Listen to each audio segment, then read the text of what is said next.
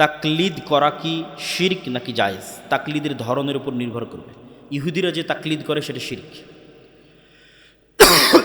ইহুদিদের মধ্যে একটাই শিরক আছে, বা অনেকগুলো শিরক আছে, তার মধ্যে বড় শিরক তাকলিদ।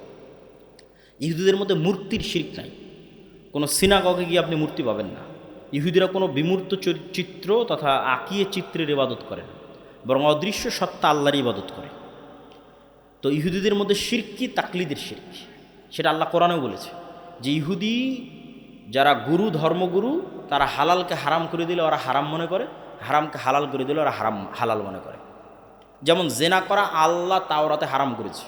10টা যে আদেশ আল্লাহ তাওরাতে লিখিত আকারে এসেছিল, যেটা এখনকার তাওরাতেও আছে, যেটা এখনকার কোরআনেও আছে, তার মধ্যে জেনা হারাম।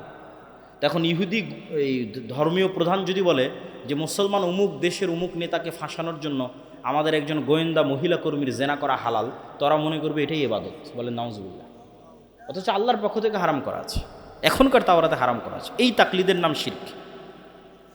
আর যদি দলিল ভিত্তিক আমি একজন আলেমের অনুসরণ করছি বা একটা প্রতিষ্ঠানের কথা অনুসরণ করছি দলিল সহ, সরাসরি আমার যতক্ষণ জ্ঞান আছে হালালকে হারাম মনে করা, হারামকে হালাল মনে করার এই ক্ষমতা আমি তাকে দেইনি, ততক্ষণ কোনো সমস্যা নেই। সেটাকে আসলে তাকলিদ বলে না, ওইটাকে আলেম ওলামারা ইত্তেবা বলেছে।